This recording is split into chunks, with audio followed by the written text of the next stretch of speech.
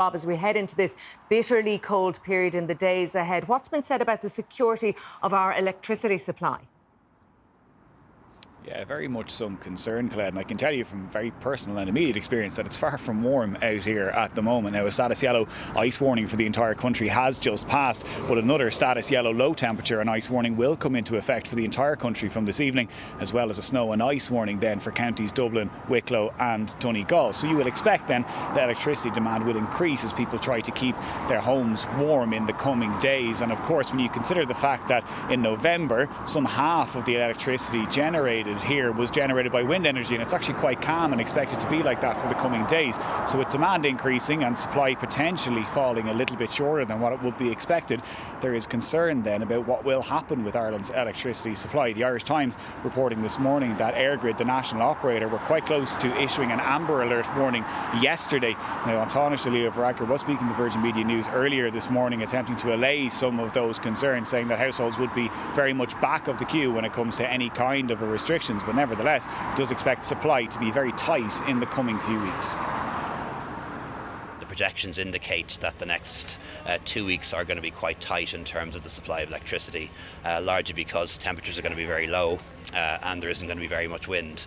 So that means that there could be what we call amber alerts happening over the course of the next 2 weeks.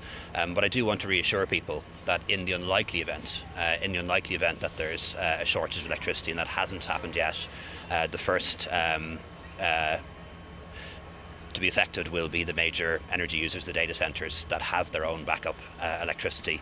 So it won't be homes, farms, small businesses. Separately, Colette, Gardaí issuing an appeal this lunchtime. They're a week into what is a 4-week Christmas and New Year's road policing campaign, urging people to be very cautious on the roads with those weather warnings in place. They say in the first week of this operation, they've clocked more than 3,700 people for speeding on the roads, and that obviously becomes even more of an issue with some of the potential hazards that could be on roads. They've appealed to all road users to bear that in mind in the coming days.